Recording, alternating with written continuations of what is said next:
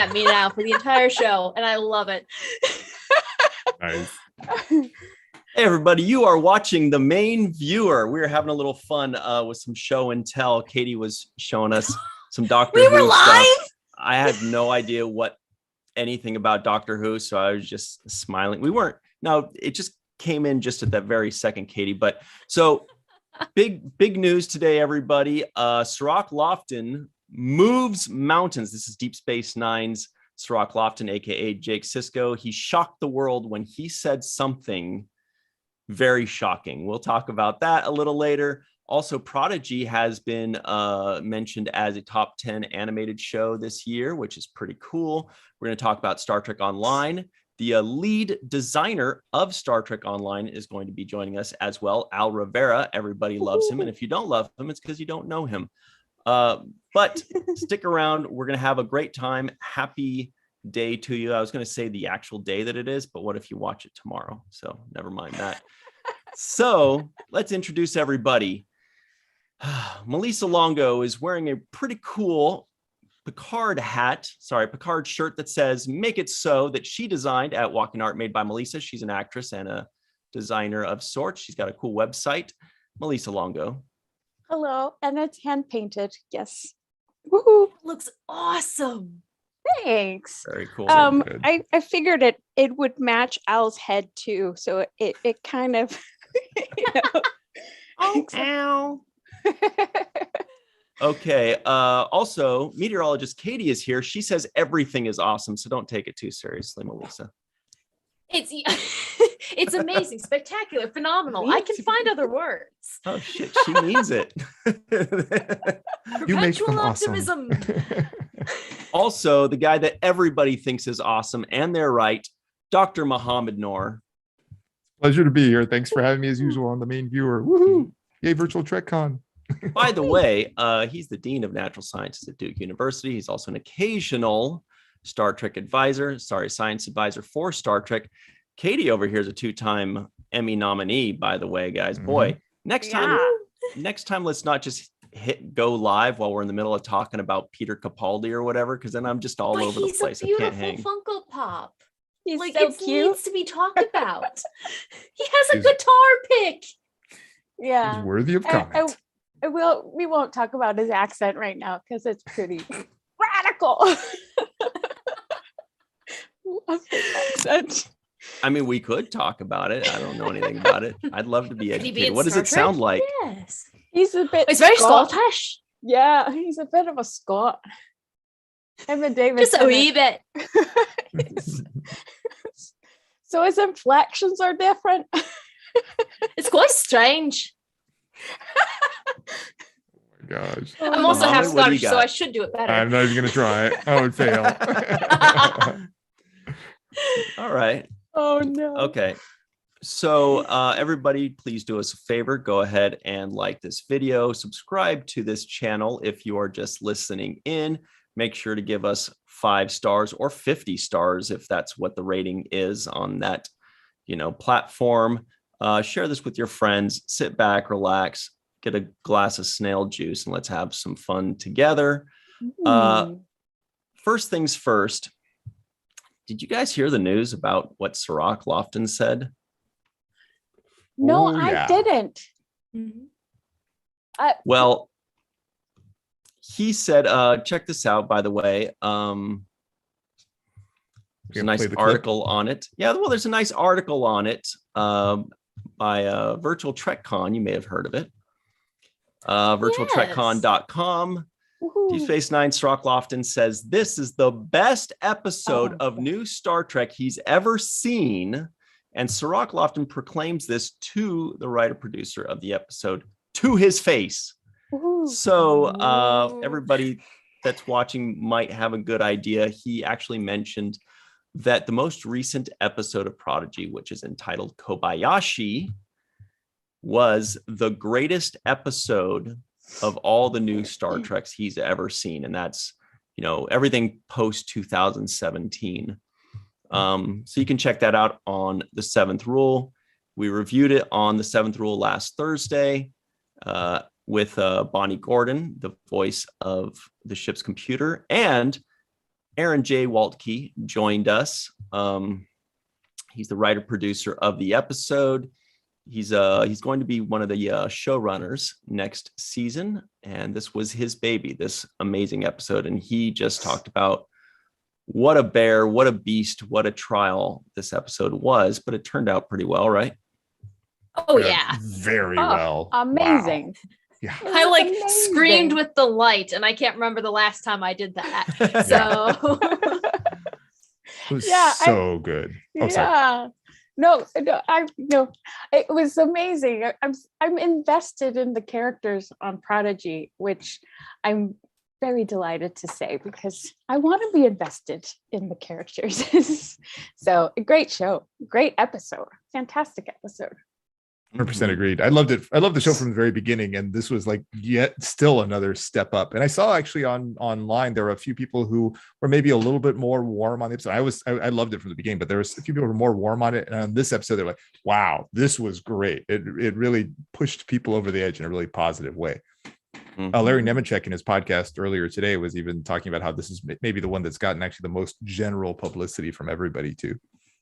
Wow. good. You guys think that's the case? Certainly the most publicity recently. I meant among Prodigy. Sorry. Oh, then yes. Yeah. Yeah. Okay. Well, Melissa, you mentioned the characters, which is cool because I was actually thinking about that this afternoon, that I actually like all of the characters.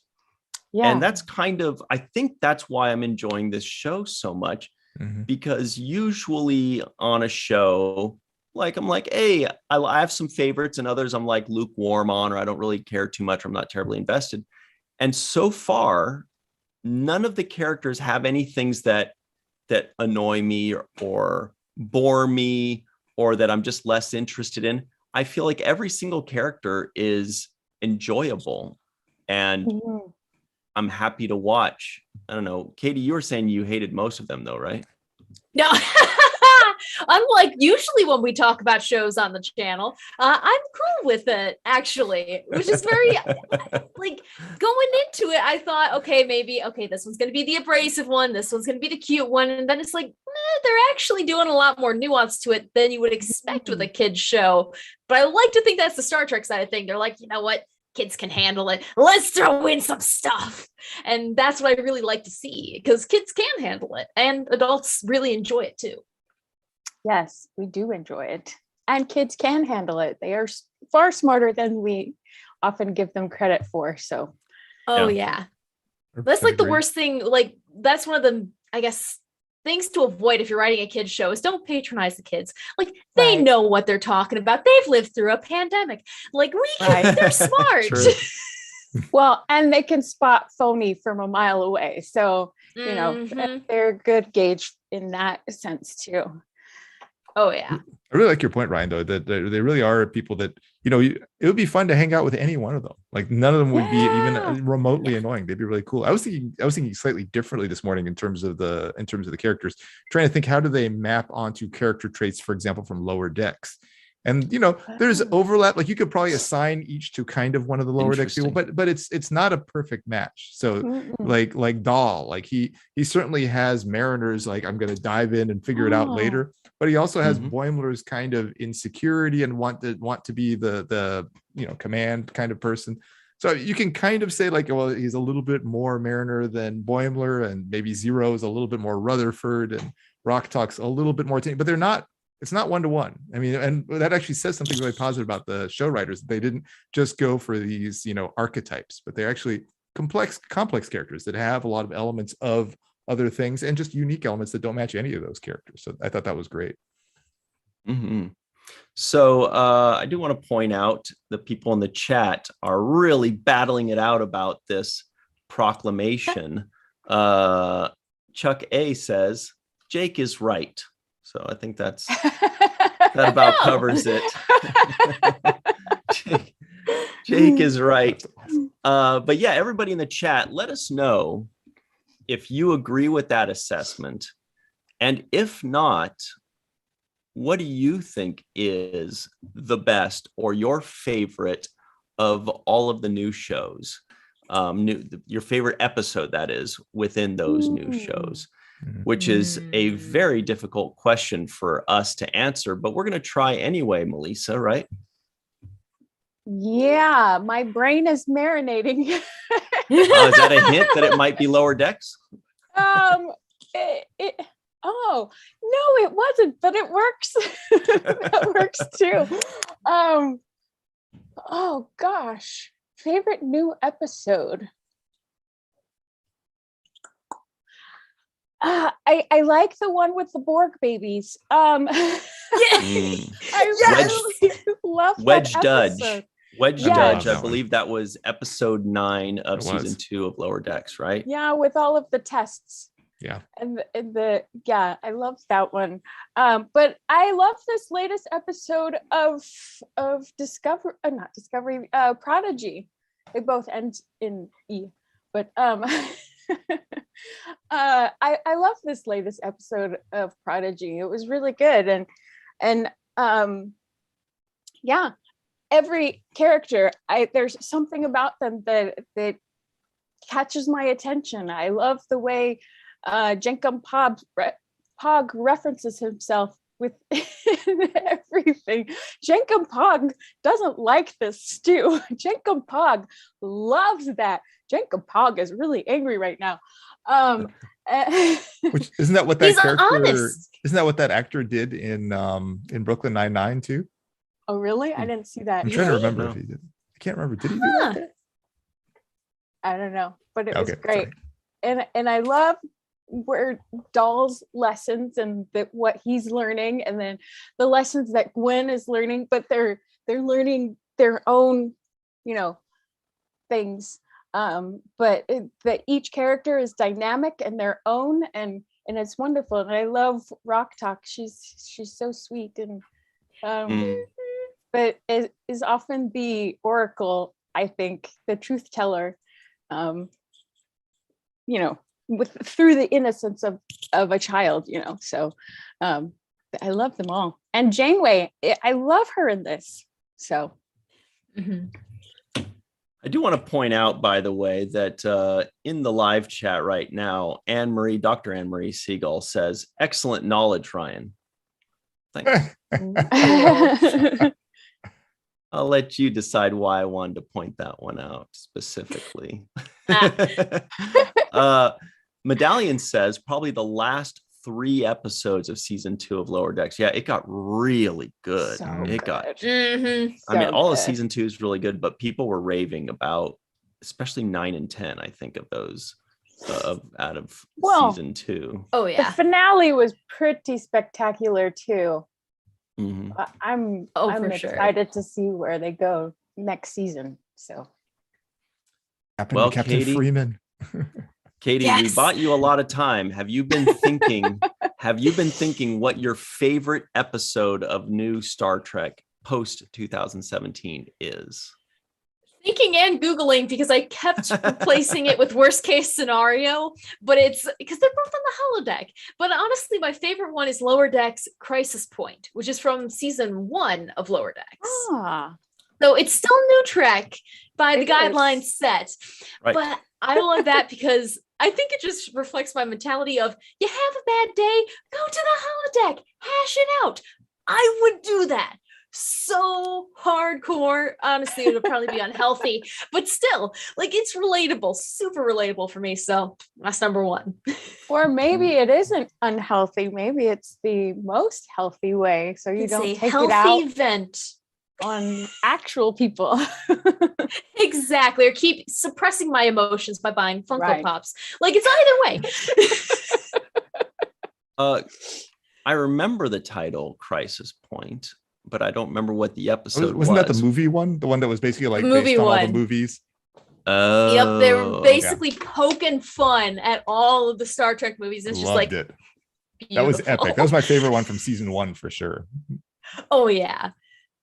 And it ended with the signatures too, like in Star Trek 6. Yes. Oh, they like, that's you know that it's written by fans is when there's these little Easter eggs that are just so easy to slide in. They aren't forced. It's just there. And I just love it.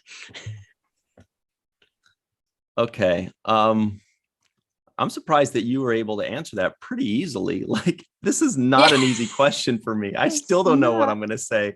And I don't know if I think about it a lot. I don't even know if Muhammad wants to answer this question. Well, I'll avoid just singling out one since I've actually worked on Discovery. I don't want to single something out. So I'll just say within each of the series, within Prodigy, I love the most recent one for sure, the best.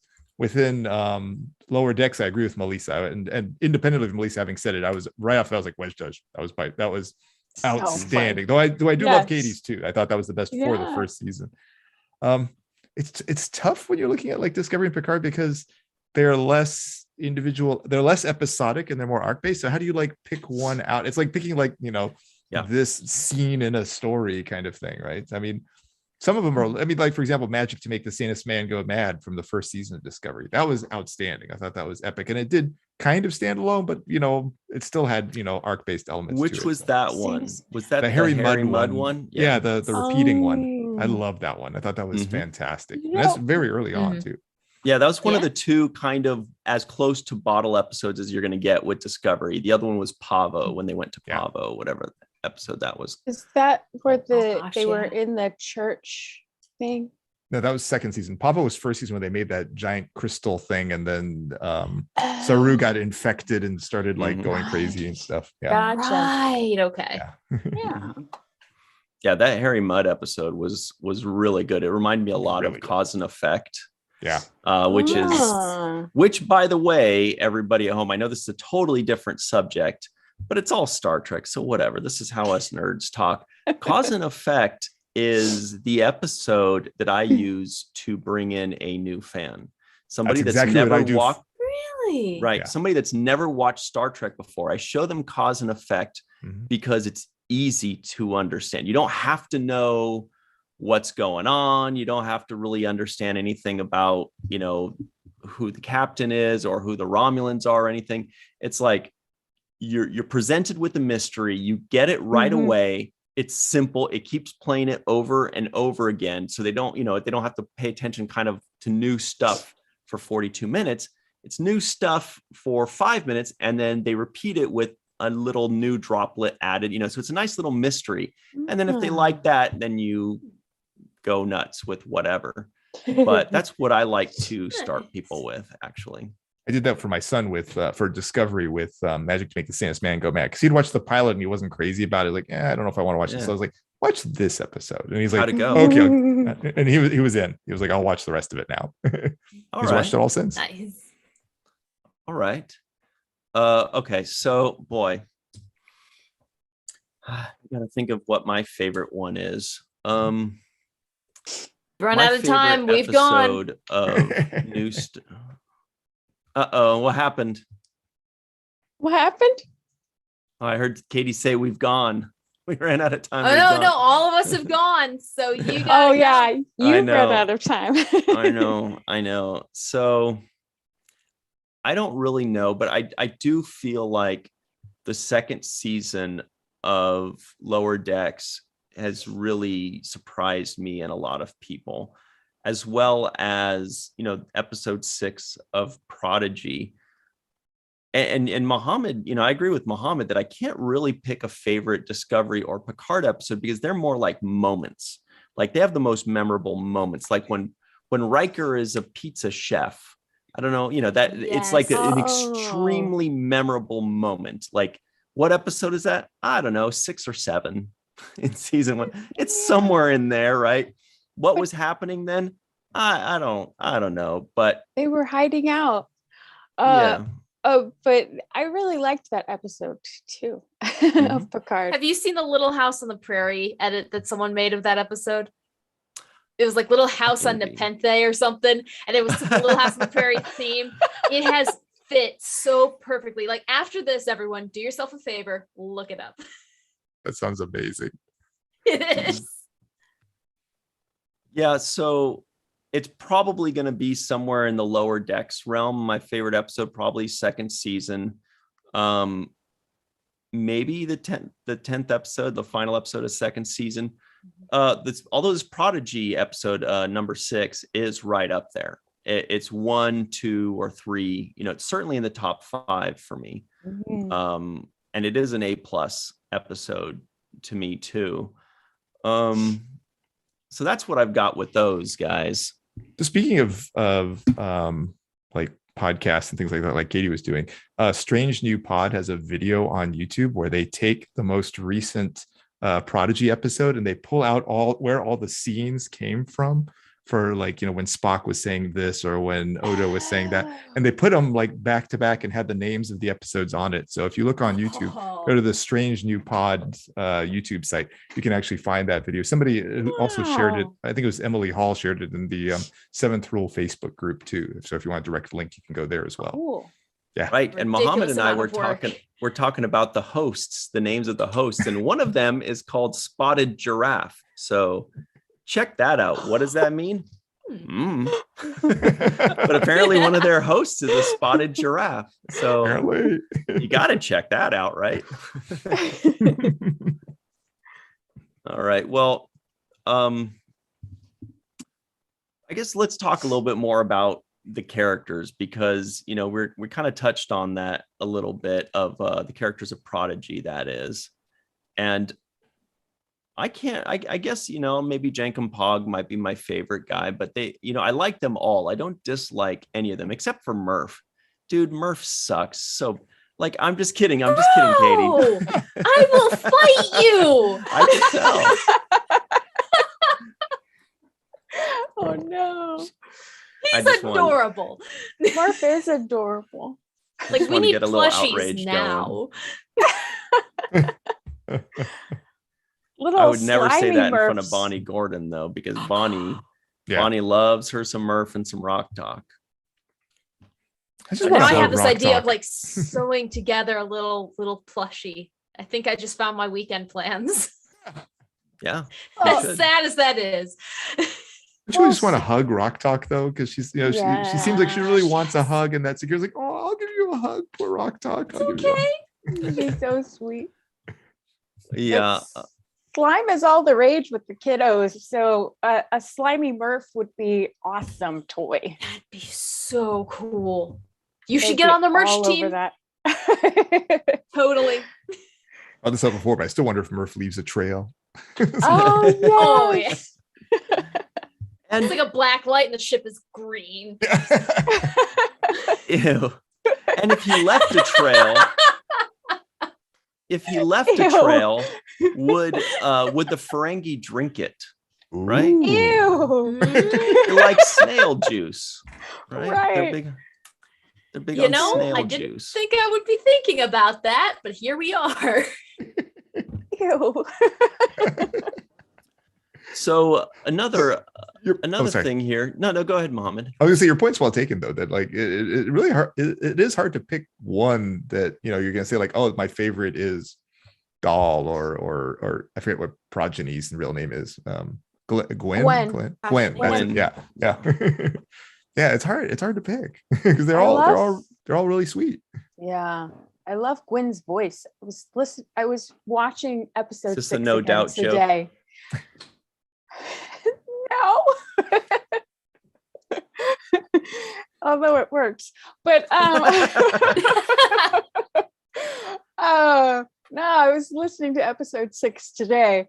And her voice is really good. But there's I don't know what it is about it, but there's good job. The actress playing Gwen. Oh yeah. And by the way, the answer is that yes, Ferengi would drink the Murph juice, according to Scott Jensen the 13th. And Robert Kaiser, I think, agrees that we should all drink it because he says, good Murph juice. So maybe it's not just Ferengi, but Germans too. More power to you, Robert.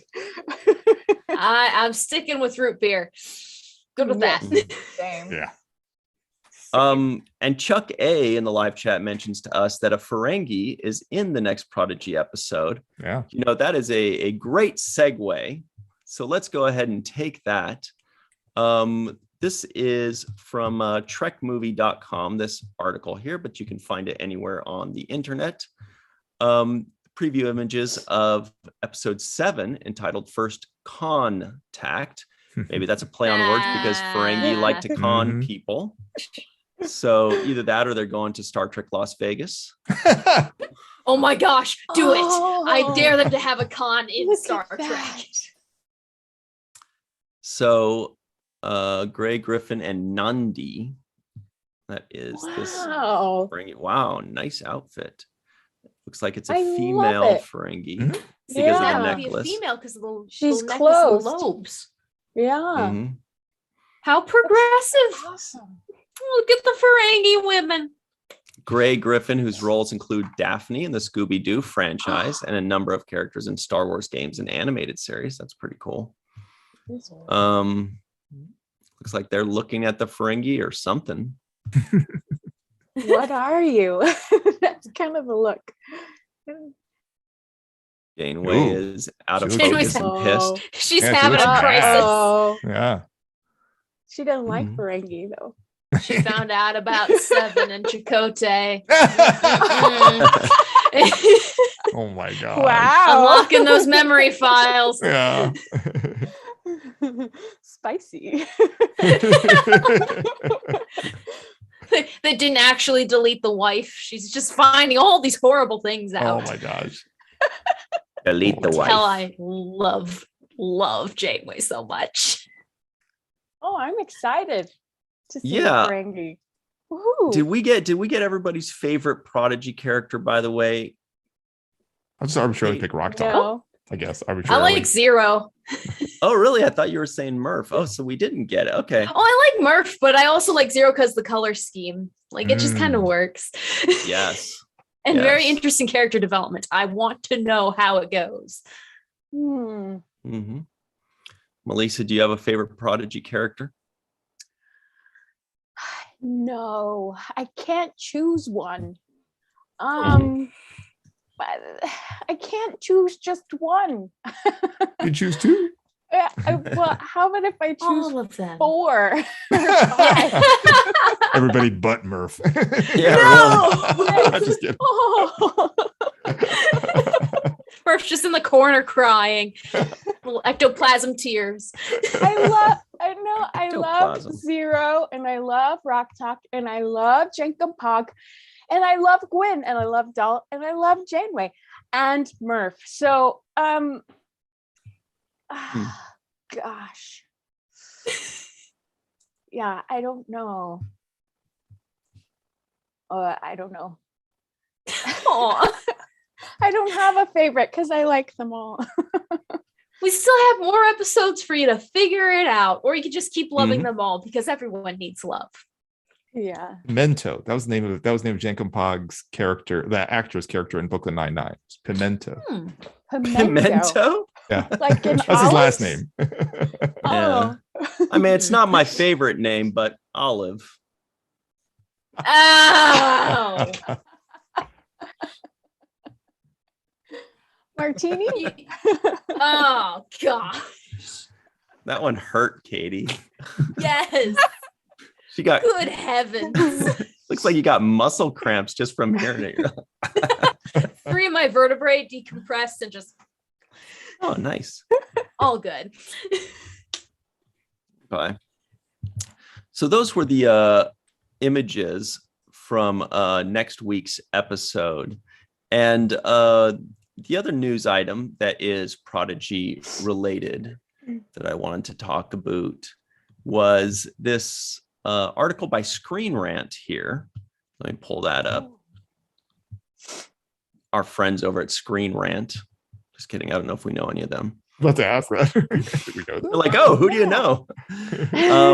So the 10 best animated TV shows of 2021, according to Rotten Tomatoes. So this is based on ratings. And would you look Down at that? with Rotten Tomatoes. Star Trek Yay! Prodigy is in that top 10, Woohoo. which is really cool. And I wanted to ask Muhammad specifically because or maybe Katie, but I think the two of you are the ones that can answer this question. Do you know these shows? Because I don't know what The only other one I don't know what Dota is. Yeah, the only one I know you know too, which is the Masters of the Universe Revelations one. That was the only other one in the list that I'd actually watched. I mean, I've heard of MODOK and things like that, but I hadn't actually watched it. I've seen it. We did a watch the first episode on MODOK. I remember y'all weren't like thrilled with it, if I remember correctly. No, but I'll tell you who was. Dr. Anne Marie Siegel said that it was so good it made her cry, if I remember correctly. And our guest for that review, Roz Stanley, who's an excellent actress and comedian, she loved it. I think she gave it like a 9.5 or something crazy like that. So some people are loving it, and apparently it's doing real well. But what is this Dota? I don't know that.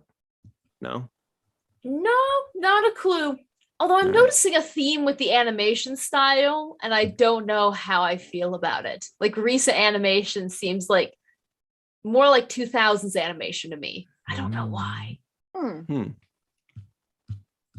And the Star Wars The Bad Batch, we did see that also on Falling Towers Watch the First podcast. That was really good. Liked it a lot. Have you guys seen it? Seen reviews of it, but haven't actually seen it. Oh, wow. See, I thought you guys would have been like, especially, I mean, Muhammad just knows all of the animated stuff. And Katie, it seems like the two of you love Avatar, right? Oh, yeah.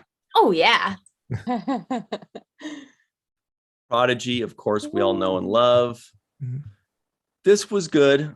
I liked it. I like Masters of the Universe Revelations. It wasn't as good as Prodigy, but it was good. Melissa, have you seen any of these? Have you even heard of any of these?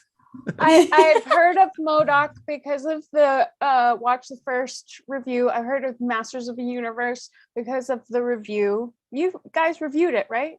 Yep. That one too. Yeah. Yeah.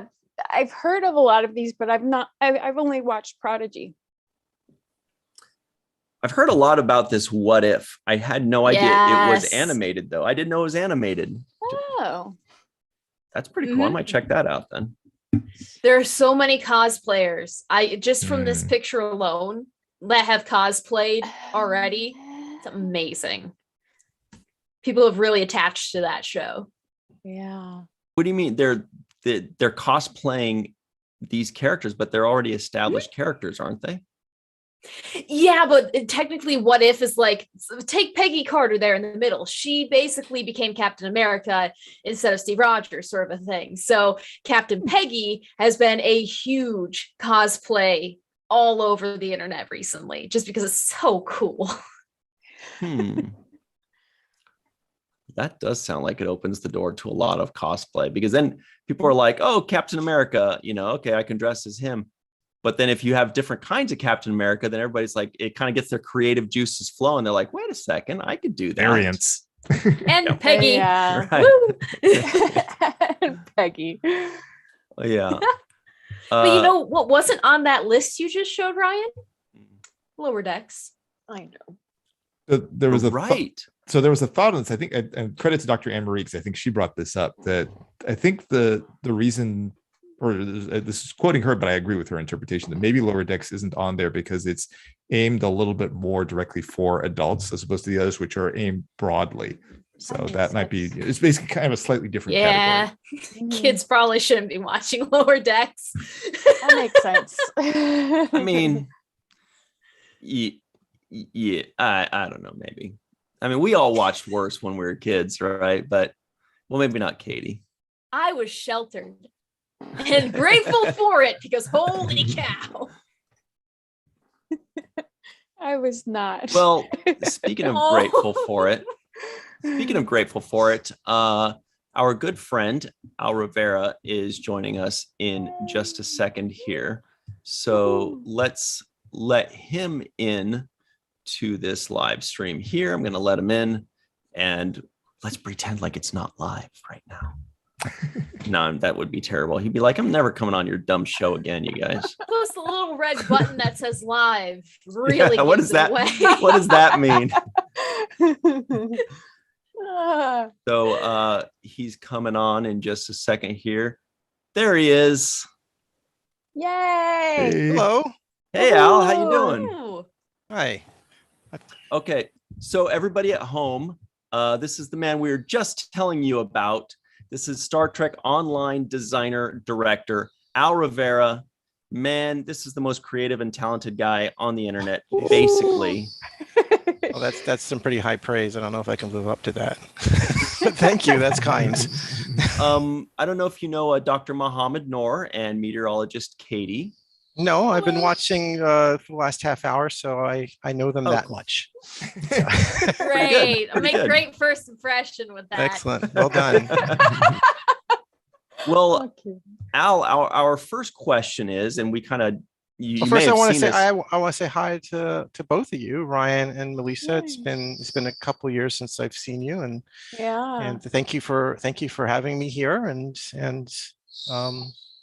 yeah, we tweeted this out, so hopefully we have a bunch of Stowe fans that are tuning in right now. And Stowe. That's what the cool people call it. It is what the cool people call it. Well, Al, but seriously, thank you so much for jumping on with us. That's really cool. We know you're super busy and you're at work all day, and you took the time out of your busy day to. That's no problem. I'm just here for the Murph juice. So Oh no. Would you drink it? Well, If they Do made a we- Star Trek Yeah, theme there it park, is. they're selling that. But he's vegan, so oh, no. we got to put it in the game now. Yeah. do you think it's something you need to squeeze out of him? Oh And God. if No. so, does he make a noise when he secretes it? What does it smell like? Oh, there's so many questions. Bye, Katie's Katie. gone. There are some You don't need questions you don't answers. want the answer to. So, Is it sweet? Is it salty? oh man, Oh dear, Sour? Melissa, can't take her anywhere. So, yeah, everybody at home in the live chat, let us know, do you play Star Trek Online?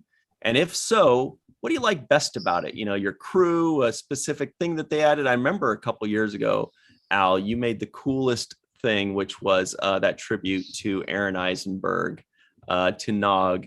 That was just so cool. I've never played the game, and even I was like, wow, this is the coolest thing I've ever seen. Oh, You remember well, that, Melissa? yeah. this winter too, we released. If you play for the winter event, you can get the Eisenberg class, which was featured Yes. on Discovery, right? So they made that ship as a tribute to Aaron. It was the USS Nog, the Eisenberg class. So that. Oh, ship you is mean now, this one? Yeah. So and that's so you It's can. beautiful. Nice. So that's in our Woohoo. game now. The winter event is over now. Yeah. So you would have so you can't get it without buying, but you could if you play it, you can participate during the winter time and earn that ship. So It's So a that cool was, design.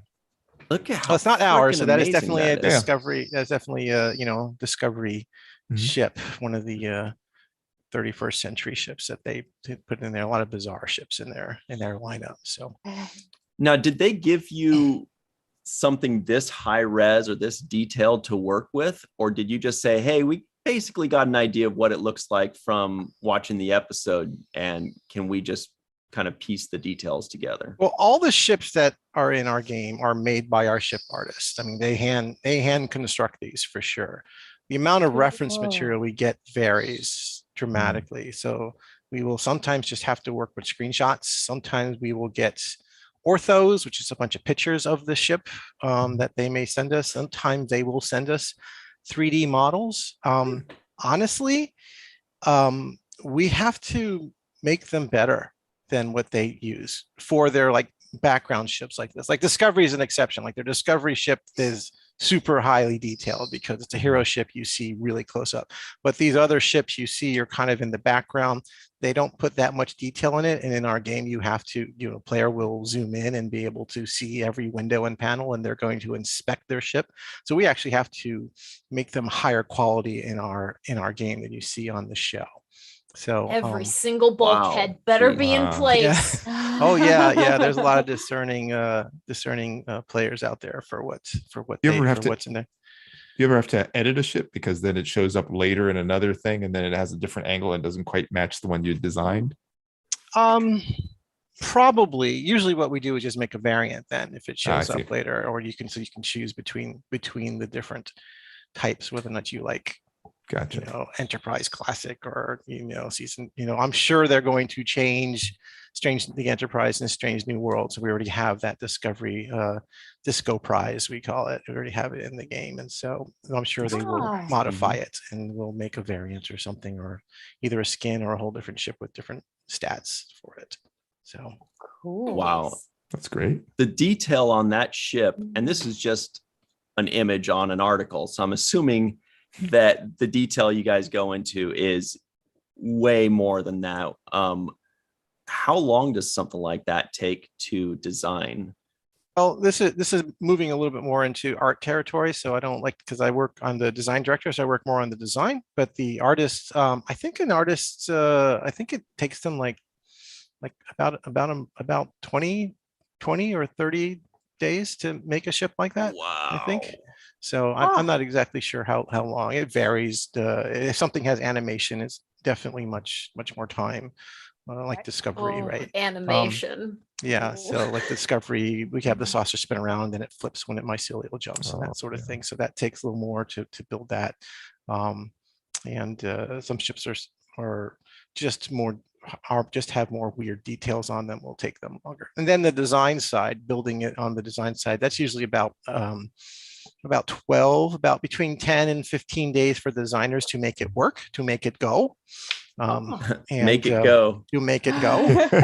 So that's the designer work. And then there's effects work. So all of these ships come with something special that it does. Discovery obviously comes with its mycelial jump. And so there's effects and animation time for that to make those things happen. Everything comes with something. So, so it's man hours. It's a couple months of man hours for our team. Wow. Yeah. Two plus months per ship, man hours, person hours. Oh my God. How big is your team and in the various departments? Not very big. I mean, we're 12 years old to the game now, and I think we have about 25 or 30 people on the team, and plus supporting staff like IT and HR and biz dev and all that stuff. But the developers itself and there's about 25 or 30 people or something. I don't recall exactly. Designers, we have. It's been around for 12 years. Yeah, we've been around for 12 years. We're not going anywhere. We just keep growing. It's been nuts. We've actually just been doing better every year, which is really unheard of for a 12-year-old game. Wow. Yeah. Mhm. We've been lucky to hit a couple cadence points that had really boosted us. Like when we first launched, it was, it wasn't a great launch. It was, we had a game, Star Trek Online was really being developed by a different company, and they were unable to produce the game. And CBS says, do you want to do this? But we still need to ship it on the same date. I says, okay. We had an infrastructure and an engine. And so we were able to do it, but we did it in like 16 months. So it was, an MMO in like 16 or 18 months so it was a small game with a lot of problems. But then we built on that, and then we went free to play, and that gave us a big boost. And then J.J. Abrams movies came out, and that started giving us a boost. Then we went to console, and then as soon as Discovery, the new modern Trek came out, our numbers have just skyrocketed since then. So awesome. very, very healthy That's game. great. Very, very proud of what the team has made, and we've now able to build really, really high quality narrative content in the game. Right, we're always bringing in another Star Trek actor into the game and building That's awesome. narratives and stories about them. I just had 2 VO sessions with 2 actors. One I cannot say. One is Mary Chieffo. She's come back again. yay. So All she's right. she comes back all the Love time her. to play to be a mission giver. She has a small Who's role the one every- that you can't say? I have two that I cannot say. And, Wow, dude. that was really, really slick there, Ryan. You almost got me. It's just between us. It's just, Yeah. But it's our 12th anniversary, so we just go big on our anniversaries. So our 12th anniversary will be the end of this month, and so we oh, cool. 10th anniversary, for instance, we had Sunika Martin Green and Jerry Ryan for that, and so we went really big on the 10th. Yeah. So we're going really big this year again too. So so going to be super excited. People are going to be blown away. I probably this was not today, but a couple days ago, the VO session was the first time I was like, I'm a little nervous about this one. It was just there was a lot of starstruckness about that one. So Wow. it's going to be a pretty big deal. It was It's probably very- Melora then. It's very impressive that you continue that upward trajectory. I just heard on NPR a couple of days ago, they had an interview with the people who made Bakugans. I don't know if you remember that. That was probably around the time you guys started. Yeah. Those are like long gone now. And then they talked about that, how it's super profitable for a while. And then like 3 or 4 years in, it just absolutely collapsed. Well, the Mhm. normal trajectory for an online game is you're going to get a big spike in the beginning, Mhm. and then you have this tail that you may get some bumps like this, but it always generally tends to trail off. And Yeah. we had followed that for a while. It's a pretty predictable model, and then something happened and it just started changing. So it's been just going up, which is nuts and very exciting about that. So some of that is whether morbidly or sadly or unfortunately the COVID bump.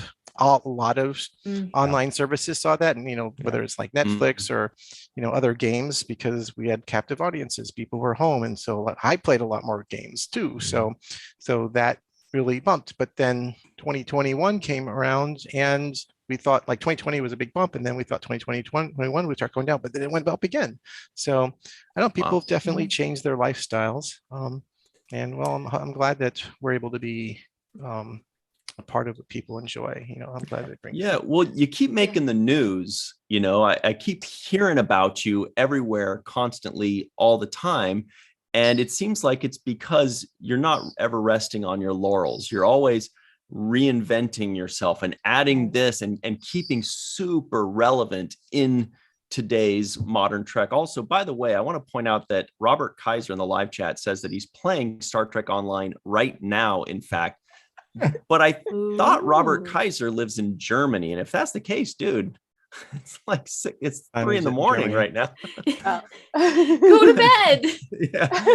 And if you tell him can't to sleep, stop play playing. Star Trek Online. Yeah. Yeah. So, so Al, Thank you for playing obviously- our game in Germany over there. Germany is a big Star Trek fans in Germany, obviously. So Mhm. Oh yeah, they're like number 2 or 3. USA, UK, Germany, then Canada and Australia are usually really big Star Trek fans. So Al, I mean, obviously you're super busy with all this. This sounds insane, like the amount of stuff that you're doing. And you do have to keep up with all the new Star Trek, obviously. Do you have a team that's keeping up with that? Or are you actually watching every new episode and keeping up with it? And, keeping current? Well, of course, I watch every single episode. I've seen every Star Trek more than multiple times, and I watch every single episode every Thursday of new Star Trek that comes out. Nice. So absolutely, that's not even a question. I've been watching Star Trek since I was probably 6 years old. Aw. So What was your first? Which series was your first? TOS. TOS. Nice. Yeah. Nice. And my sister got me into that. My sister is a huge sci-fi and horror film, just fan, and just brought me into that when I was young, and so I watched everything from the beginning. I didn't watch TOS while it's as it aired. I was, whatever it aired, and I was born in '69, so probably started watching it in the '70s. But no, I watched every single episode once for fun, and then I watched it again for business, right? To go through and just see what can we use from this? What can we pull from this? Pulling assets out is easy. Like, we want that ship, I want that gun, I want that, whatever, that crazy thing. I want that living ice, or that blob power, or whatever that shows up on the show. Those are easy, saying those are easy wins. The easy wins, we want to get all the things, because we want to put everything into the game at some point, right? That's that we will never get everything, but that's the goal, that's the target, is to get everything in there. Those are easy. Like ships are like the number one. Like we got to get the ships, every ship in there we want to get. And our game is it's a theme park, so you get to play, you get to experience all the different types of Star Trek, whether or not they're, whichever one is your favorite, you can participate in. You can play more TOS stuff. You can have TOS ships. You can play a TOS starting experience, or remember something more Discovery, or more TNG, or Deep Space Nine, or that sort of thing. We don't have anything Prodigy yet. Still too new. But we've started introducing lower deck stuff into the game. Okay. So we want a theme park so people can just have their cosplay experience. Like this is the world they want to live in. This is their character's backstory. Bringing stories from the new shows and characters from the new shows into our game is harder. The hardest thing right now is anything animated to bring in, like translating what Tendi looks like in our game. We don't even have, they don't even know what that means yet, right? It's like, so we work with CBS directly. What does it mean if we're going to have Tendi in our game? What does she look like? That would be, I don't think that we're allowed to say what she looks like. They have to decide what she looks like, and then we can follow suit. So bringing animated characters over is challenging. When we bring over a ship, like we have the Vancouver, and well, I'm sure we'll soon have the Cerritos come into the game. Their ships are CG generated anyway, and same thing with the Protostar. Bringing those over will be easy, but characters that are animated, because we have a realistic look in our game, so we can't just throw in a cartoony looking character, either cell shaded or 3D. So that's creates a challenge. And then stories are challenging too, because unlike the old shows, the original shows, most of those shows were very episodic, and there was a lot of dangling threads. You wouldn't know like how much time passed between one episode and another in TNG. Could have been weeks or months or whatever. There's opportunity for us to pull stories. You learn about races like the Iconians or the Herc or the Tsinkethi. We never really know anything about them later on in the show. They just kind of mention it, or there's a little bit of we learn little information. And so we take that and says, okay, let's make a whole origin story about the Herc or the Tsinkethi, right? Let's make a whole story about those little bluegill neural parasites from Contagion and TNG. That's like the signal went out, and like there's a homing signal. We never hear anything about that again. So we can take that and build huge story arcs about what those are. Discovery and the new shows don't really lend themselves to that, because they are one tight arc. There's no gap in between each episode. There's no dangling threads. So there's very little to really pull from there. So we have to be a little more original about what we do. And at the same time, like, we don't know who they're going to kill. Right? We don't know that. We don't know. We're watching the third or fourth episode of Discovery that Lorca, spoiler, is from the Mirror Universe, and so it was actually a bad person. So we don't know those things, and sometimes they don't know those things, where they're going to go. And since this is a train in motion, so it's tough to kind of do that, to kind of tap into those stories. What we have done for Discovery is pulled a lot of science fiction shenanigans, such as we have Anthony Raps, in our game, and Stamets is actually a mycelium clone, just like we had that, right? Just like we make a hologram of, there's a mycelium event, so we make a hologram of Stamets to kind of help us with this mycelium problem. And just like Geordi clone, made a hologram of Leah Brahm to kind of learn how to fix the Enterprise. And then we go into the mycelial network, and his memories are impressioned on there, and it joins with it, and he becomes a sentient hologram, and it's a duplicate of Paul Stamets. But this character is completely disconnected from the Paul Stamets from the show, so we can do whatever we want with him. So we do funny things like that to have players' favorite characters in the show. Kind of like a Dr. Zimmerman situation there. How so? Just in that with Dr. Zimmerman, it wasn't the same character he's not as the the doctor. medical doctor. Exactly. Right, it's his They can creator, do whatever right? they want with them. Yeah, but we wanted to bring not like Stamets' brother, or we want to have Stamets in the game. So how do we have Stamets? We did similar things with like Sonequa Martin Green. I mean, if you're familiar with TOS, the Excalbians from the Savage Curtain, right? They go The there rock and people. right, the lava rock people. They go and they make a simulacrum of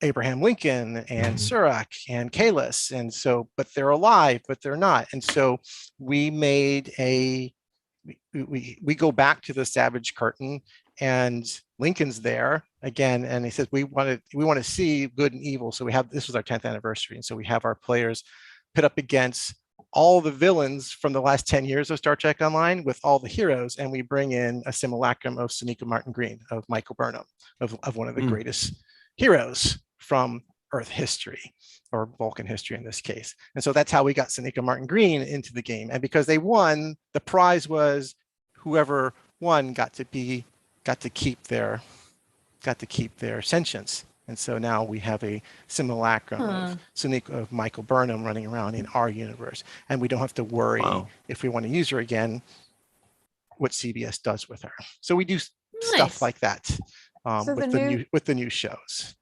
So all of the narratives in Star Trek Online are canon then? Canon is a very interesting question, and I talked to CBS about it. John Van Sitters, who some of you probably know, and canon is what you make of it, right?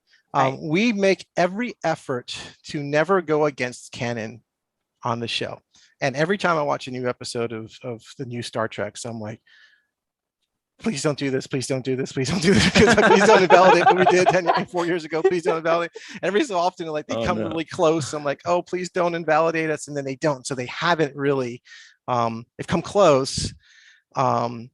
If they really go, make something, we will actually just go and retcon our game to make it, if we can, to put it back in line with what they've established. If they go so far that they completely invalidate something we've done, we will just say that we are an alternate universe at some point if we have to.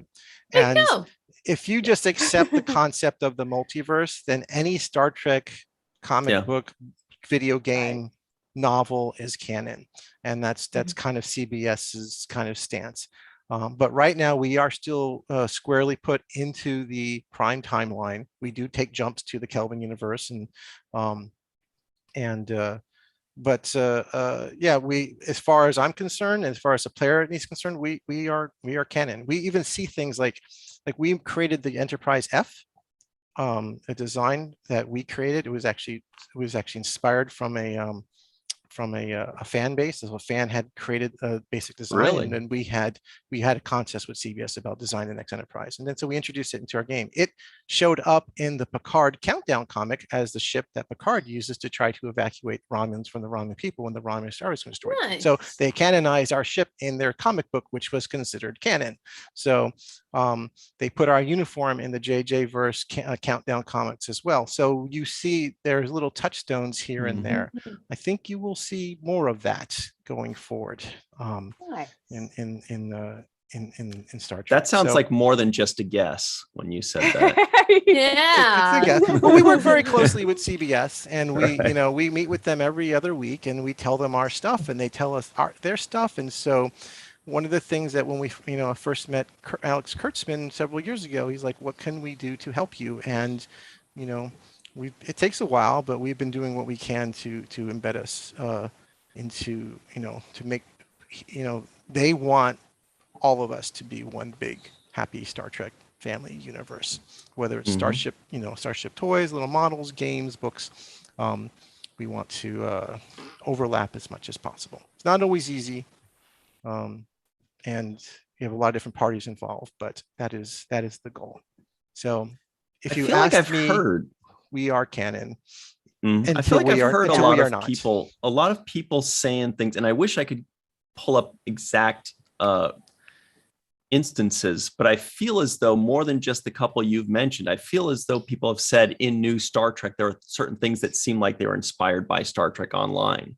So in one of the latest episodes of Discovery, when they were looking at the trying to figure out what the anomaly is, I forgot what they call their anomaly. DMA.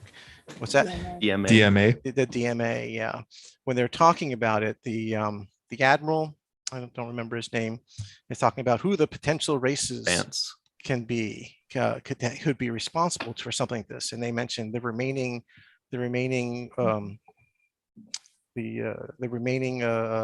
survivors of the Iconians, and that's a story of ours.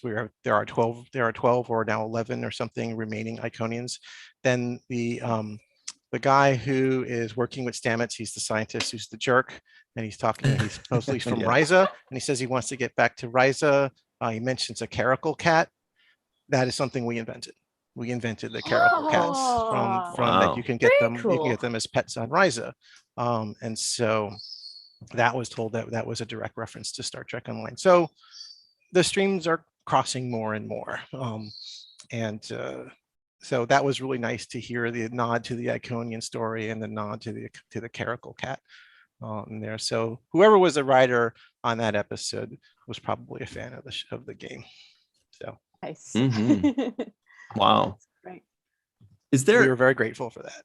Is there anything that, and obviously maybe there are certain things that you can't answer, but of the things you can say, has there ever been anything that you really wanted to do that you ended up not being able to do, no matter how you tried to work it in, or the mental gymnastics, or for whatever reason, you just had to just let it go and say, all right, we can't do it? Hire Patrick Stewart. Oh man, that's a tough one to wrangle. Story wise, narratively wise, no, I haven't been able to. The only thing that has stopped us is like we haven't gotten to it yet. So of things that we wanted to do. So we plan our stories about 1 to 2 years out in the future, and it sometimes changes based on, like, we were planning a different path when Discovery dropped. It's like, okay, we need to shift our narrative and start and lean into Discovery because it's relevant right now. So we've had to postpone things, but we've never been able to, we've never been denied anything significant. I think we've been, I can remember, one time we were writing a line for Tilly, and they said she wouldn't say it like that. And that was like the one time when they told us to change something. Not so bad. I can recall. I forgot what it was. It was something about her wanting to be captain or something, because you play with her in the academy, and you play with her before she joins the Discovery. And I forgot what the line was, but there was that. And then there was, at launch, we had designed a starship that had it was similar to the Sovereign class, but there was this kind of roll bar connecting the two nacelles at the top. So they had the two pylons and then the nacelles, and then there was this other roll bar with the pod in the middle. And they said, you can't put that there because Roddenberry says you can only have one connection to the nacelle. You can't have another one connecting to that. So we took that out. There was maybe some early concept arts of those live, and they said we couldn't do that. And then they, of course, invalidated that rule like a dozen times since then. So it was just, now it doesn't matter anymore. But that was very early in one of our early, when we were first working and kind of feeling each other out, and then learning whether or not they can trust us with their franchise. At this point, they pretty much trust us implicitly, and so it's amazing what a great relationship you have together. Totally. I mean, it's a long relationship. 12. We've been live 12, but we've been working on it like 14 years, and so it's a very good relationship. Do you have a system when you're watching episodes where you have a Google spreadsheet with all the episodes as rows and then columns of character, ship, weapon, blah, something not like when that? I'm watching it, because I watch it at home with my wife at after at dinner on Thursdays, and we just enjoy it. And then what we do is, and although we haven't done this in a little while because just, you know, holidays kind of broke up a lot of it, is then on the following Friday or something, we just have a meeting and we just kind of rewatch and scan the episode and write down all the things that we want to get for it, mostly assets. So that way we can then start planning, scheduling what assets we want to build from something. So yeah, and this just goes into a spreadsheet that ends up on the network on a Confluence. It's a, you know, just basically on our intrawebs, and then we will pick and choose those things and send those to be modeled, and says, oh, and then we try to get them from CBS and say, can we get the source material for these assets? And we get maybe 10 or 20% of what we ask for. And sometimes we just have to go through the episode and screen capture as much as we can. And sometimes we have to concept what you can't see, because well, we can't see the top of the rifle, so we have to concept it.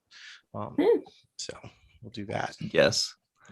Is So- that what you did with the nacelles on? I on think this? we got all the angles for that ship. I think we Oh. got everything we needed for that Nice. one. Ships are one of the easier, well, not easier, because it's not very easy, but it's generally more accessible assets to get. We like to dig down very deep on things that we get. And so some of that stuff, because a hero ship or something, or any ship that they have, they've spent a lot of time on and have a lot of assets and images and stuff. But some of the props, especially the more practical stuff, there's no digital asset for it, right? So it's just someone has to take a photo of it at some point, which may or may not exist. And that's if it's a photo, someone has to track that down. And sometimes we'll get, here it is, and says, thank you, we already released it 3 months ago. And so, Oh no. that happens a lot, but it can take a while. But the digital assets are usually faster to get. So it's just files. So it sounds like, I mean, when you're talking about all this, I mean, you're basically writing Star Trek. You know, you have a meeting of the minds with, you know, Paramount, CBS, whomever, Alex Kurtzman, and then you go off and you're also doing your own thing. And I'm trying to picture this. Do you have like your own writer's room basically, or have you actually hired people that are screenwriters or writers in some way, or are you just a bunch of designers that love Star Trek and have let your creative juices flow as much as they can? So we are not as big as it may sound. So what usually happens is, if we're going to plan a new arc, is I will meet with we have we have two types of designers. Basically, we have content designers and system designers. System designers makes the things. They make the ships, the guns, the, you know, that kind of stuff. They make they make all the things that the players, you know, activate on their character or monsters that you fight. And then we have content designers. They are content designers in charge of building the what you do, you know, the missions, the stories that you participate in. Generally what we will do is, as we're coming close to the, you know, partway through the end of an arc, we will meet and discuss, where do we want to go next? What's the next arc? Do we want to do a Deep Space Nine story arc? Do we want to do a Voyager story arc? Do we want to do something about, you know, with Prodigy or Picard or whatever? And what are the big things? What's the big things we want? Oh, okay, we're going to do Deep Space Nine story arc. So we want to have this big reunion, and we'll do it about the Herc, and we'll kind of know where we want to start, and we're going to kind of end, and kind of like have this general idea of this big arc. You usually generally start with, where is it going to end? Like, what's the end of that? And then kind of how's it start? And then stuff in the middle that kind of changes along the way. And then, so that's usually like four content, three content designers, our writer and myself. And I'll usually come in there with this, like, here are like 5 ideas that I'm thinking about that we could do, right? And then we kind of just riff on that, and then we decide, okay, this is what we're going to do. And then I work directly with our writer of like, okay, how are we going to break this down? So we have, because then we have to match the design to the business, because we have certain days when we need to release something. We have anniversaries where we have to have big beats at the anniversary. Right. We've got a new Picard's coming out or Strange New Worlds coming out, we should probably tap into that one a little bit. So let's make sure we line up with Strange New Worlds or something. Doesn't always happen, but we try to hit those beats. And we have a cadence of when we release stuff. And here's a summer event, here's a winter event, this is the first Contact Day event. So we want to build stuff around that. So when we plan out the cadence and says, okay, here's all the story beats. 1 episode here, 2 episodes here. This is going to go for 18 months or something. So now we have exactly what are the tent poles for each one of these, just like you would build for a season of television, I suppose, where you've got the beginning, the end, and all the episodes in between. Now, what are the actors that we want for this arc? Can we get these actors? Can we get so-and-so? Can we get so-and-so? How do we make sure when we grab this person that they're not just there as set dressing, that the story is personal to them, that the story is about them, something maybe they haven't resolved or something that makes them shine. And if we can't get them, how do we change the story to get, actor B instead, the next actor? Okay, well, who could fill this role? Well, this person. Well, if we do it with this person, then the stories can be about this. If we get this person, we have to tweak it to be more like this. You've had to go to plan B very rarely. We've been pretty lucky about getting who we want. And then working out voiceover contracts with agents is a total nightmare. And I don't know why anybody works in Hollywood, because it's just such a nightmare. It's awful. Like the talent is fantastic, and I don't think they ever, they never see what's going on behind the stage. But man, it's just it's the agents, and they're whatever. So. And that can take months and months and months to kind of clear out what that's going to be and what we're going to do. In the meantime, then, as we're doing that, then I am working with our head writer, Paul, and then writing out, and we're doing one right now for our May release right now, where we already know basically what's happening there. But I meet with Paul and he says, okay, these are all the story beats that's going to happen in this episode. These are the critical beats. These are the stuff that are malleable. This is where we start. This is where we need to end in that block. And then that is pitched to the team. And then the team comes up and says, then they flesh it out how they want to tell that story. And then they build it. And that takes about,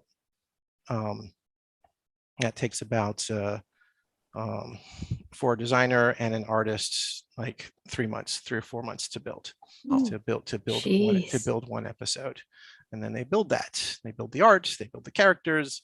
There's lots of people involved, right? If you're building a new likeness, someone has to, and then you got a character artist is going to build a likeness for, whoever is going to be in there. And over the years, we've gotten just much better at that. The fidelity has gotten better. So it's a long process. Like we have this current arc, we're doing a mirror universe story arc right now. Okay. And we, yes. and so we started that in September, and that will run through next January, or maybe one more season after that. And then we know where we want to go after that, but that might change based on what CBS releases between now and then. Cool. When the Oh, sorry. No, go ahead, Mohammed. Oh, I was gonna say, when the talent participate, do they have to come to your studio to record? Like you mentioned, Mary Chiefo, for example, does she have to come over there to do it, or can they do it their own? Since COVID, we are no longer have a studio. We are 100% remote. Wow. Nice. Remote job, and we still have a studio. I said we don't have a studio, but we still have one, but no one goes there.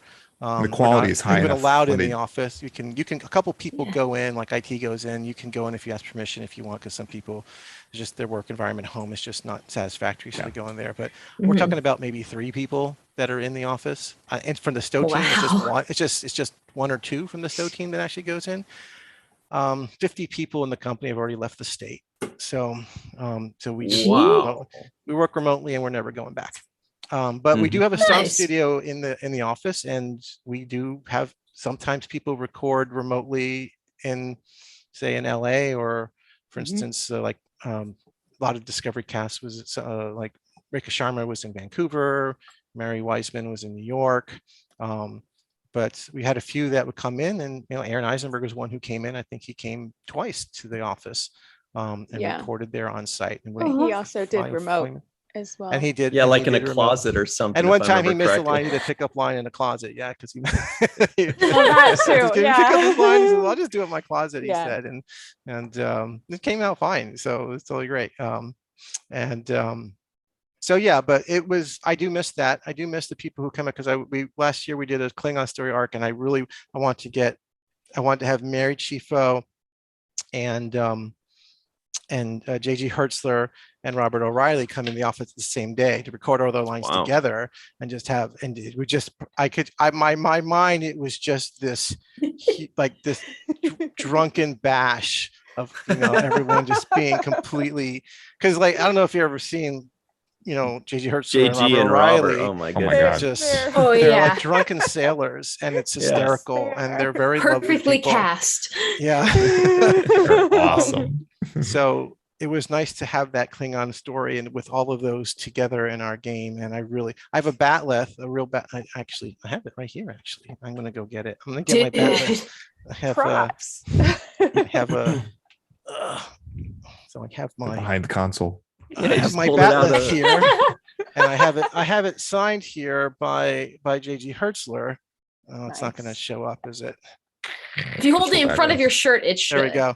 There we go. Ah, And so I wanted Robert O'Reilly and Mary Chieffo to sign it. And so that was Oh, my big plan. beautiful. And then COVID happened, and nobody ever Oh. went back to work again. So that was, so don't I make didn't them get to, cut their hands and get their blood on you. yeah. Little drip here. There you are. So, Sign it with your pinky. so at the time of, and like our audio director is now in St. Louis. And so we will never have a recording in the office again, even if somebody ever went back there. And I don't think I'll ever go back. So, Aw. different life has changed permanently, and working from home remotely has been, was a tough transition at first, especially when everyone was in lockdown and you had people who were lonely and just by themselves and couldn't interact with anybody, and you had people who were in their house with 2 or 3 kids and trying to work while they're also taking care of children. So it was hard for a lot of people, but as we've adapted, it's become the more superior way to work. It just Yeah. is. It's just a better quality of life for everybody, and we've learned to work together, because we can do a meeting like this, and then I can share my screen, and we can problem solve. 3 or 4 people working on a problem, an artist, designer, an engineer, and everyone checking in their work, and someone say, oh, I don't do this. And you can share the screen, and the other person B can go and take over the screen of person A and actually edit the stuff on their screen. We could never do that before. And we could solve problems in real time instead of just by email and hoping somebody will get it done the next day. So, plus, I don't have to drive 45 minutes into the office, and I can have lunch Man, with that's my so wife. nice. It's a Right, and I plus. can have lunch with my Yes. wife, and Yeah. it's just a general better quality of life. And I think most people Naps. prefer. Naps are where it's at. Oh, It's better for the environment if we're not driving around is. too much too, giving Yeah. us fresher air. And I do want to point out very quickly too that one of us here just started playing Star Trek Online a week ago. Katie, what has been your experience so far as a brand new Star Trek Online player? I spend too much time customizing my As you can. character. Yeah, it's Like, called that's- Space Barbie. It's called That's about Space as far as I've gotten. It's called Well, it's Space Barbie. interesting. It's players like to call it Space Barbie, I which is love the it. I ultimate love end it. game. So It makes Yeah. sense because you want to get it perfect. I have this weird OCD obsession. I'm like, I'm gonna make you look exactly like me, and then it's like 10 hours later, and I need to go to bed. It's just, oh my gosh! But it's interesting because I started actually in 2016. I got the account, I got downloaded, and I had a MacBook Air from 2015. Yeah. It didn't Yeah. go well. I thought it was Yeah. going to explode. And so thankfully, I'm part of that 2021, 2022 spike that you'll see because I finally have a computer that's solid. It's great. And so I was like, you know what? I'm gonna give this a shot. And then Ryan texts, I'm just like, no freaking way. It was really great. It's I'm very happy to hear that you're playing. I hope you enjoy it. I recommend. I mean, the latest tutorial experience is Discovery. So If you make a discovery character, you'll have the most modern experience in the game. I also Sweet. think it's one of the better narrative story starting experience. Although the Romulan narrative story is really good, but it's a bit. I was gonna say, older. which one would you recommend for beginners? Because I know I would there's recommend a ton of I would different recommend tracks. Discovery simply because, I mean, like I said, it's a 12-year-old game, and what I always use the analogy that maintaining an MMO that's this big and this old is kind of like the Golden Gate Bridge. If you're familiar with the story of the Golden Gate Bridge, is that they are constantly painting it. They paint the Golden Gate Bridge from one end to the other, and by the time they finish it a year later, they have to go back and start again. So and start paying it again because it corrodes and just takes that long to paint it. So that's what it's like to run an MMO, except that every time you do it, the bridge gets longer. So it's just and the stuff was like, oh my God, this is so old, and so just so dated. The polygon count on ships, the quality of our content, the animation, everything has just gotten so much better in the last few years, and it will. And in 3 to 5 years, we'll be looking back at this stuff and saying it's dated again. But Discovery is the latest stuff. Yeah. But so you have stuff that's 10 years old next to brand new assets in the game. And that's just what comes with, whether the stories or, characters or environments. Just wow, this looks old, but this looks fantastic. And that's what MMOs are like. And we constantly try to update old stuff as much as we can while we add the new stuff. But the Discovery starting experience is our latest starting experience. It's very smooth. It's very tight. It's very narratively interesting. It's got one of probably my favorite episode in there because we give a background story to Rekha Sharma, Ellen Landry's character. So we give some finally, we give an origin story. We give an origin story to her to find out why she's so hardened and such, and why was someone that gruff and unkind be put in a position as a commander on Discovery. And we know a little bit because Lorca had something to do with that, but we get to we tell you that story. And Rekha's performance in there, every time I watch it, I'm moved to tears. I was like, I can't. We showed it off at STLV and we showed it to Rekha, and she cried. It's just really, she does a powerful job. When she did that VO work, she came into the studio, and we had some harsh stuff at the end. I said, let's save that to the end. And she did long, like 5 hours. She was in the recording booth, and she does this moment. She says something, her voice cracks, and she wants to do it. I said, no, don't do it, because it was perfect. Because the story was right up with that, where she was, in a situation that she was under a lot of stress. Her character, a lot of stress and screaming. So it worked perfectly when her voice cracked. And so it's a beautiful, beautiful story. I'm super proud of it. And so when you play as Discovery character, after you get out of the tutorial and go to the first episode after that, you'll go right into that story featuring Rekha Sharma and Jason Isaacs together in that 2-part story there. It's really good. There goes I highly recommend it. Yeah. And the other thing you can also do as a new player is I always forget his how you pronounce his last name, but Noah Katz, Aberback, Mary Wiseman's husband. He's a new Star Trek Online player, and he has a podcast, and he plays. This is my experience as a new player, right? And so it's fun to watch someone, see what they enjoy, how easily they're able to get through, or what they struggle with along the way. So he's a good guide because he's new to this too, and and so he's fun to watch, and I'm grateful that we have a actual Star Trek alumni showing off his gameplay experience live too, and what they're and he broadcasts everything. Like, he doesn't play offline. I'm coming back. He plays other games too, but this is his experience, and so that's great to watch. But thank you, Katie, for playing. If you have any questions or need anything, feel free to reach out to me. Have Ryan or Melissa reach out to me, and I'm happy to help you out. Or if maybe one day you want to do a live play on the stream, I'm happy to join you or something. So that'd be fun. Very cool. I will be focusing on the weather on the away missions, like what the weather's like on the planet. Yeah. Okay.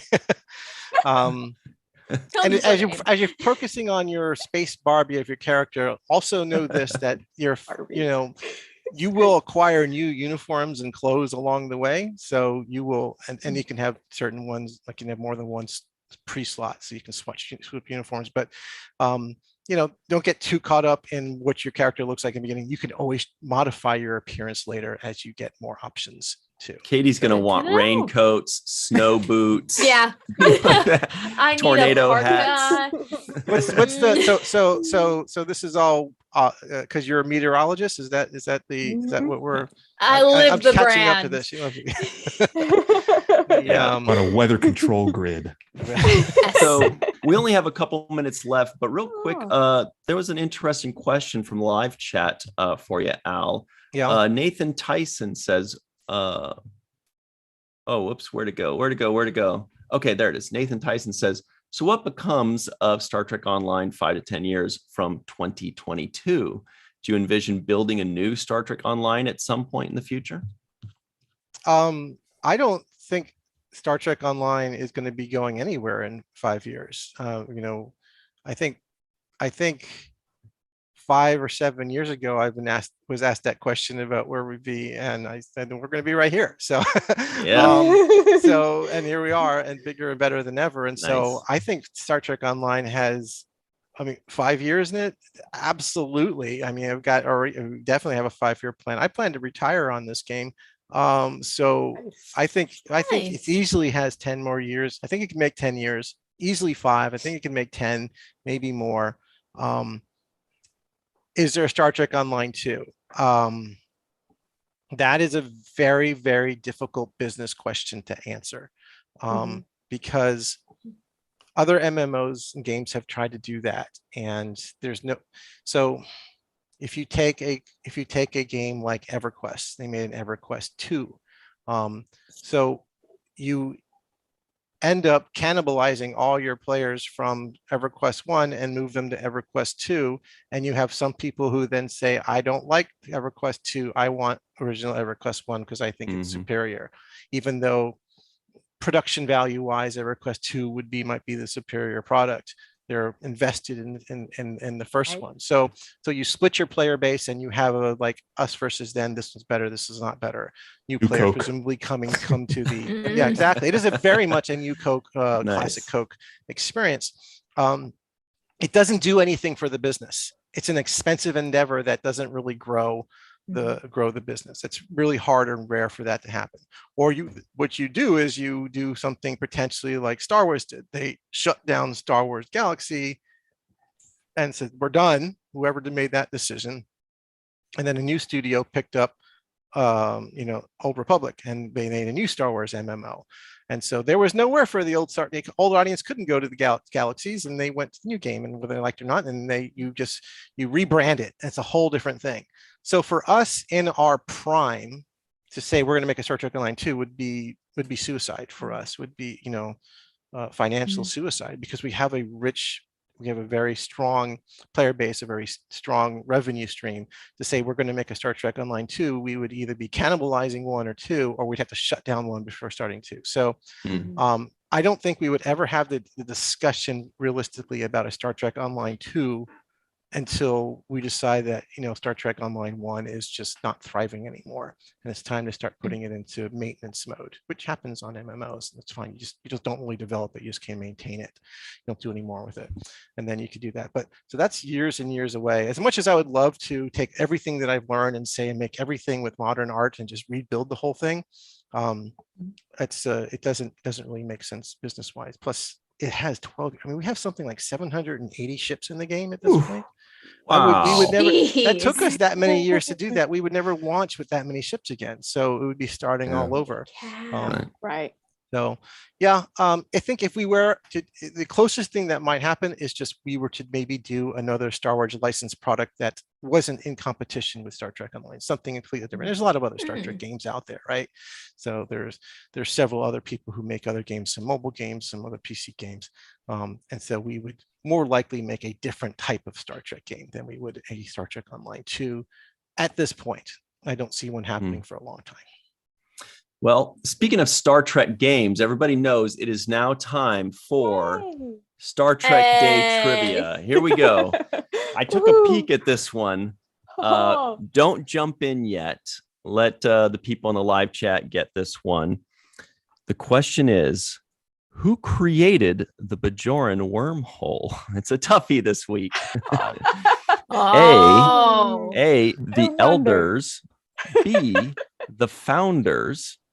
C, the prophets with an ET, of course. Or D, the archons. Question The again is, Cardassians. who created the Bajoran wormhole? So don't answer It yet. was all a ploy. I do want to point out this week, lots of goodies. The seventh rule, new episode just aired yesterday, so check that out. That was episode 6 of season 6, Sacrifice of Angels, Deep Space Nine. Okay. Amazing episode. It's the end of that 6-episode arc. We had Melanie Smith on, who played Zial. It's kind of sad that we brought her on for the episode and that she Where dies she in. dies. But whatever. It was like, we got this full story arc, and she really took it home for us. She was an amazing guest. Also on Wednesday, that is tomorrow, Falling Towers Watch the First podcast is reviewing the Book of Boba Fett with Scott Baker and Jurassic Jen. So check that one out. And on Thursday, of course, that's at 6 p.m. Pacific, 9 p.m. Eastern. Also at 6 p.m. Pacific, 9 p.m. Eastern. But on Thursday, the seventh rule has the next review of episode 7 of Prodigy. We were talking about that one. That is going to be with Bonnie Gordon, of course, who does the voice of the ship's computer. She's awesome. We love her. And then on Saturday, Trek Geeks is having like this big, huge extravaganza. So check that out. That is for the Hollywood Food Coalition. Sirach Lofton is going to be there. I mean, a bunch of other people, but Sirach Lofton. And so check that out, trekgeeks.com. Okay, the answer is, I know, this is suspenseful, right? Here we go. It was, I should look at the answer. I was just going to say it's C, the prophets, but it is C, the prophets. Who knew, right? Wow. Everyone. Anyway. Yeah, Surprise. that is the correct the answer, elders. Katie. I thought it was prophets with What an was IT. what was the last one? The Argonar? Oh, the Archons? Archon. Say the Archons. Archons? Oh, the Archons. Argonauts. Argonauts. Archons, they're the ones with what was his name? The computer. I'm trying to remember the computer who talked. Oh. Oh, you're talking about Landru? Landru, that's the name. Yeah, I couldn't think of it. Are they the one? Is that where the Archons were? Is that the Archons? I thought the Archons were. No, I'm thinking the Metrons. I got to mix up with the Metrons for a Yeah. second. The Metrons would make more sense. Or the Iconians. I thought would have been a good. Yeah, Landry. Landru. There's a reference in there somewhere. Yeah, I think it's the Landru one. I think. I'm not Yeah, positive. This Sean one's Sean yes. Green- Green, we have a- Sean yeah. Green says yes, and Anne Marie says Landru. So We that's are two the people. Metrons, is what I can remember. We are the Metrons. Yeah, that's It's from some sort of the energy being thing, right? Yeah. So the Metrons Metrons are from the one with the Gorn. Yeah. they are the one with the gold. Yes. Yeah. Yeah, the people, Okay. they're the godlike Oh. people. And they were mentioned in Discovery, the most recent episode of Discovery, when they were talking about Yeah. Different races potential that could people. have made the Right. made the Exactly. thing with that Well, Landru powerful. showed up in Lower Decks. Remember they started Yes. worshiping Landru again? Yes. Yes. Yeah, Landry people. That was an excellent episode. The Hilarious. Metrons were actually mentioned in Deep Space Nine at one point, and which was really bizarre, saying that we have Metrons are coming to the station. And I was like, what are you talking about? The Metrons showing up at DS9. So that was a really weird kind of. I can't remember which episode it is. So they're mentioned Yeah, I in don't there remember that. as well. It made no sense for them to be visiting. Okay. Those cartoons you had on there, I've seen every single one of them. I had a feeling. I don't think you showed the last one. Did you? Look like you only went up to number 2. Did you show the first number 1? Because I would have guessed number 1 would be Arcane, which was an absolute Yeah. stellar animation. Totally worth watching. It was Arcane, but definitely, yeah. So Arcane is phenomenal, brilliantly done, based on a video game. Proof that you can make a good, Ooh. a good story out of a video game. Dota is basically is also based on a video game, Defense of the Ancients, which is actually a mod of Warcraft, and then that became later another company made made League Oh, of Legends, which then not became Arcane. that So it's one. interesting that both Dota and League of Legends both made the list. Maya and It's the just so Maya and above the that Three one. is number one. Maya and the Three is okay. I And enjoyed it. Arcane's number 2. You got it. Oh, they're Arcane, both at Arcane. 100. You're right. I would Yeah. give Arcane the number one position. They just did a fantastic job with that. Hmm. And what do you got there for number 3? Is number 3 Star Trek? Lower Decks, Invincible, fantastic, Invincible. gritty, very gritty, very fantastic. How do you know all fantastic story. these? Oh, you've got to totally J.K. watch that. Simmons. Visions, I thought was absolutely. I actually thought it was terrible. I didn't like Visions. There's I like only a saw bunch the of short. first episode. It's a bunch of shorts, and I think 2 of them were okay. What Ifs are fantastic. Totally, I mean, you totally need to watch it if you're an MCU fan. Master of the Universe, Silent Bob's movie, really good twist Smith. on the whole. Like you watch the first episode, it says, "Oh my God, this is just a '70s remake," and then all of a sudden they stab someone through the gut, and it was like, "Oh my God, this is not your kid. This is not your Shelley was childhood. epic for that one. This too. is I not love your that, childhood." Like He-Man, and it Whoa. just completely put it turned it on its ear. Completely not what you Prodigy, expected. you may have heard of. Prodigy, fantastic. Yeah, Bad Batch was okay. It wasn't my favorite of all the Star Wars series that they've had. I thought it was just okay. I heard you said someone loved MODOK. I could not finish it. I couldn't get Me through neither. it. I only saw the first I'm a episode. huge fan of anything Marvel, and I love Pat Oswalt, but I don't know. I just didn't find it funny. And I thought Dota was just okay. It was a little grimdark. I thought it was a little derivative, but it's totally worth watching. But of the list, the other ones are. It's better than MODOK, but if you're gonna watch, if you're gonna watch what one, isn't? if you're gonna watch one there, watch Prodigy. If you're gonna watch 2, watch Arcane. And yes, I'm disappointed that Lower Decks didn't make the list. And of course, the number one of all times is Avatar: Last Airbender. Of course, there's no substitute. So, Excuse me, I thought you were going to say Star Trek the Animated Series with that snazzy song. I can hear it in my head right now. I'm sorry you guys can't hear it, but it's great. Yeah, it's definitely very. Oh my gosh. Let's start the Avatar one. All right. Water. Well, we do have to run right now. Melissa, can you tell us where we can find you online? Yes, Melissa Longo at the Twitter, the Instagram, the Facebook, the YouTube, Easy. the seventh rule. Yeah, there too. And Walking Art And made by Walking Art Melissa.com. made by Melissa. Oh my gosh, I completely Of forgot. course, that's the most important one. What about you, Katie? People can find me on Facebook, Instagram, Twitter, TikTok. I'm at all of those at weather_Katie. And I also have my own YouTube channel called So Many Random Fandoms. Muhammad, MAF? MAF. Moff? Yeah, Moff for like Grand Moff Tarkin. No, just kidding. MAF Noor on Twitter, Instagram, and Facebook, and on YouTube as Biotrekkie, BIOTREKKIE. What's the bio part? I'm a biology professor. You're a bio professor. Okay. Yeah. I'm actually a biochemist and cool. by training. Wow. Nice. Wow. It's a marine biochemistry with the cognate marine sciences, and then you can take all that and you can wipe your butt with it. So I couldn't do anything with it, and so I started saying make video games. Lucky.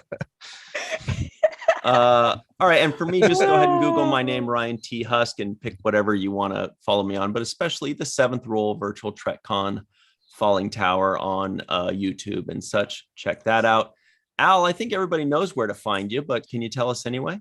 Yeah, it's the Captain Gecko on Twitter. So that's the only place that the only social media that I go to. I think Facebook is a cesspool, and you'll never catch me on that.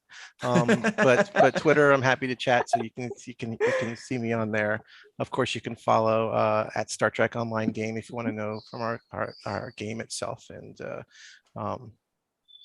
actually at Trek Online Game is our official channel, but mine is Captain Gecko.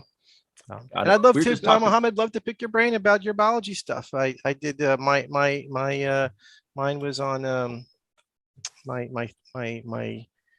stuff was on biosynthetic studies, see if I can remember this title. Biosynthetic study of Stevenstein, an alkaloid from the marine sponge Tycaxinella morchella. Boy, I can still remember that.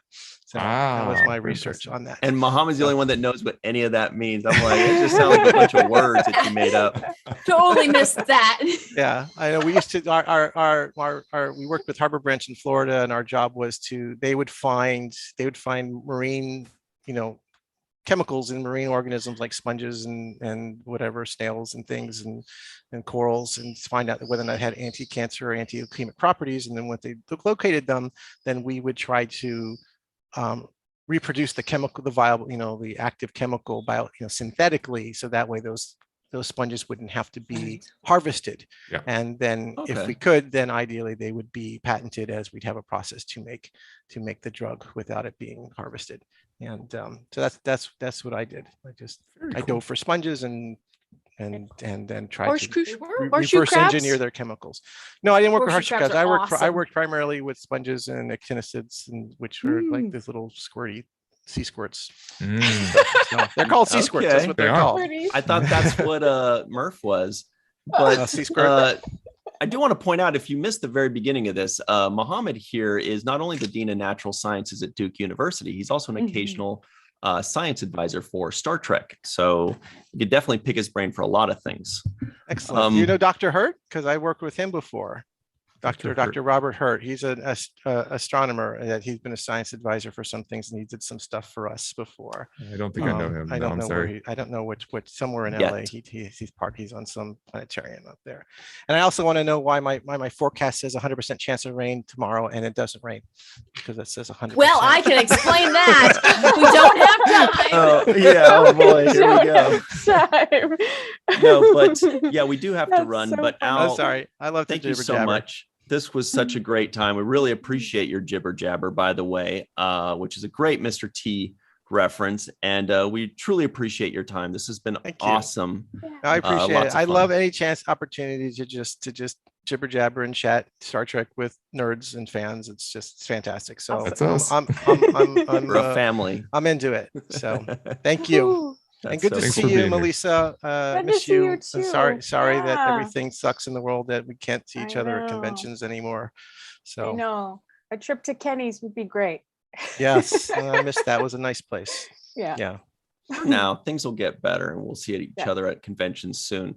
Now, everybody at home, check out Star Trek Online. And remember, if you love Star Trek Online and all kinds of Star Trek gaming, but especially Star Trek Online, put it on the main viewer.